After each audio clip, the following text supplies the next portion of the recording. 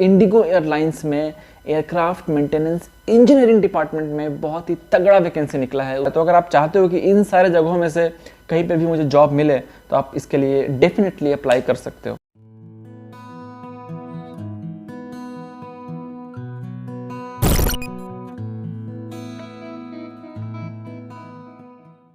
So hello guys, welcome back to the channel. Myself Rajeev Ranjan and watching the aviation mind.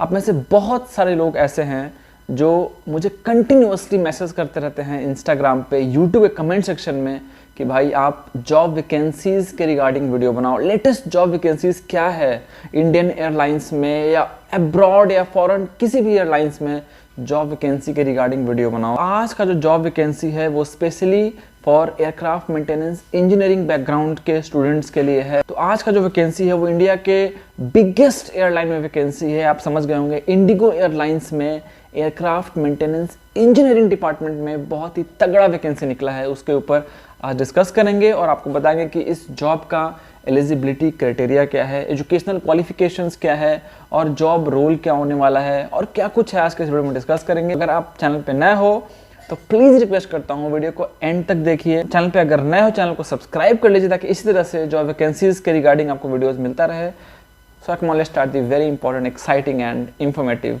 Video. तो guys, सबसे पहले आप ये जान लें कि ये जो वैकेंसी है इंडिगो एयरलाइंस में ये किस पोस्ट के लिए है। तो जो वैकेंसी है ये है टेक्नीशियन पोस्ट के लिए। अगर बात करें जॉब पोस्टिंग डेट की, मैं थोड़ा सा लेट हो गया वीडियो क्रिएट करने में, तो ये 3 Feb 2024 को ये वैकेंसी निकली है। बट क्योंकि ये जो वैकेंसी है ये इंडिगो के ऑफिशियल साइट पे अवेलेबल दिखा रहा है, इसलिए मैं ये वीडियो बना रहा हूँ। और गाइस, अगर बात करें कि कौन कौन से लोकेशंस के लिए, यानी कि इंडिया में बहुत सारे लोकेशंस हैं जहाँ पे इंडिगो अपना वैकेंसीज निकाल रही है, तो ये जो पर्टिकुलर वैकेंसी है ये कौन से जगह के लिए है। तो गाइस, ये जो वैकेंसी है ये है अहमदाबाद, कोची, सूरत, गोरखपुर, जयपुर, कडप्पा एंड नागपुर।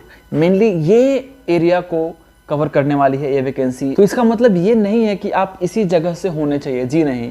आप all over India, pan India कहीं से भी आप हो, लेकिन जो आपका एलोकेशन होगा, जो आपका जॉब बेस होगा, वो इन सारे जगहों में से कोई एक होने वाला है। तो अगर आप चाहते हो कि इन सारे जगहों में से कहीं पे भी मुझे जॉब मिले तो आप इसके लिए डेफिनेटली अप्लाई कर सकते हो। और गाइज, सबसे इंपॉर्टेंट चीज़, ये मैं फर्स्ट टाइम देख रहा हूँ अपने एविएशन हिस्ट्री में कि इंडिगो में कोई ऐसा वैकेंसी निकला है कि दिस नोट में लिखा हुआ है, आप यहाँ पे स्क्रीन पे देख भी रहे होगे, नोट में लिखा हुआ है कि this job is only for female candidates, यानी कि सिर्फ और सिर्फ लड़कियों के लिए ये जॉब पोस्टिंग निकाला गया है। सो ये ध्यान में रखिए। बट ऐसा नहीं है कि लड़के अप्लाई नहीं कर सकते हैं, आप अप्लाई डेफिनेटली करो, हो सकता है आपका नंबर लग जाए। अगर बात करें जॉब रोल का कि आपका जॉब रोल क्या होने वाला है, सो जहाँ पे आपका एलोकेशन होगा, यानी कि बेस मेंटेनेंस मैनेजर या सिर्फ मेंटेनेंस मैनेजर, जहाँ भी आपको एलोकेट करेगा वहाँ पे आपको जॉब करना पड़ेगा एयरक्राफ्ट मेंटेनेंस इंजीनियरिंग डिपार्टमेंट में। और एमी भी आपको जॉब एलोकेट कर सकता है। तो चाहे वो बेस मेंटेनेंस मैनेजर अगर आपको जॉब एलोकेट करता है, चाहे शिफ्ट मैनेजर जॉब एलोकेट करता है, चाहे एमी अगर कहीं पे जॉब एलोकेट करता है, तो आपको जॉब करना पड़ेगा। किस किस टाइप के जॉब्स आपको दिए जाएंगे, तो ये जानना बहुत ज़रूरी है, ठीक है। तो ज़रूरी नहीं कि इतना ही जॉब्स आपको दिए जाएंगे, ये एक बेसिक जॉब पैरामीटर्स है जो आपको जानना बहुत ज़रूरी है। आपको मार्शलिंग वहाँ पे करना पड़ेगा, parking and moving of the aircraft उसमें आपको कंट्रीब्यूट करना पड़ेगा। All schedule and non schedule maintenance, जितने भी schedule maintenance and non schedule maintenance होते हैं, आपको अच्छी तरह से पता होगा अगर आप इस जॉब के लिए अप्लाई कर रहे हो कि schedule maintenance, non schedule maintenance क्या होता है, तो आप डेफिनेटली अप्लाई कर सकते हो।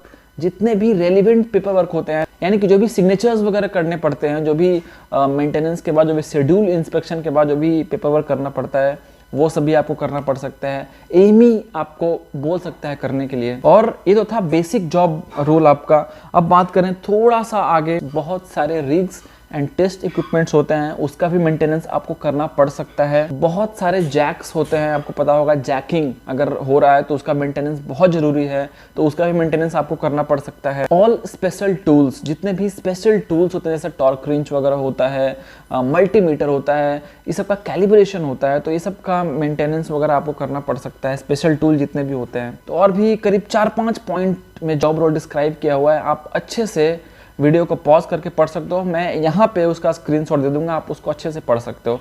अब बात करते हैं एजुकेशनल क्वालिफिकेशंस की यानी एक्सपीरियंस की, कि आखिर आपके पास एजुकेशनल क्वालिफिकेशन कितना होना चाहिए और एक्सपीरियंस कितना होना चाहिए। तो इसमें सबसे पहला पॉइंट ये है कि जो आपका पासपोर्ट होगा वो 2021 का होना चाहिए और इसके ऊपर चल सकता है, यानी कि 2020 का अगर आपके पास पासपोर्ट है तो वो एलिजिबल नहीं माना जाएगा as per this job notification. अगर आपका पासपोर्ट 2021 और उसके बाद का है तब आप इस जॉब के लिए अप्लाई कर सकते हो। सेकंड पॉइंट सभी के लिए इंपॉर्टेंट है, जो B2 के हैं, जो B1.1 के हैं, उनके लिए इंपॉर्टेंट है, जो इनिशियली एमी कोर्स किए हैं। एमी कोर्स मैंडेटरी होना चाहिए इसके लिए, और इसका जो COPC होता है यानी कि सर्टिफिकेट ऑफ कॉम्पिटेंसी होता है और सर्टिफिकेट ऑफ रिकॉग्निशन होता है। अभी 147 के हिसाब से यानी कि CR 147 के अकॉर्डिंग COFR दिया जाता है।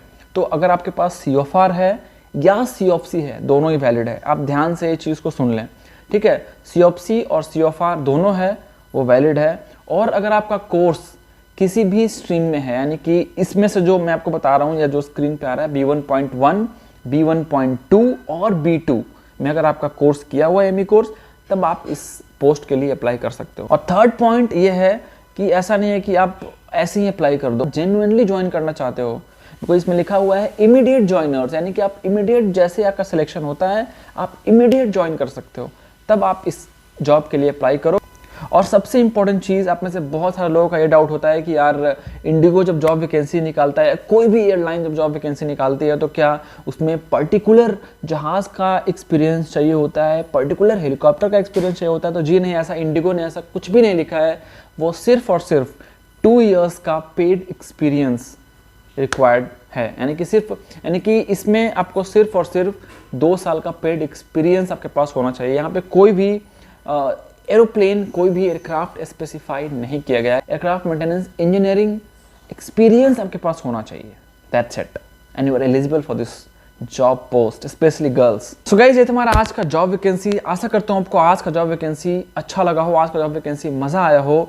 इसी तरह से अगर आप चाहते हो रेगुलर जॉब वैकेंसीज के ऊपर वीडियो देखने के लिए, इंडिया में trending job vacancies, latest job vacancies या फॉरेन एयरलाइंस पर जॉब वैकेंसीज, तो प्लीज़ रिक्वेस्ट करता हूँ चैनल को सब्सक्राइब कर लीजिए, बिकॉज रेगुलर मैं जॉब वैकेंसीज के ऊपर वीडियो लाने वाला हूँ और भी बहुत सारे कंटेंट्स लाने वाला हूँ। सो अगर आप एविएशन लवर हो तो आपका चैनल काम का है, चैनल को सब्सक्राइब कर लीजिए।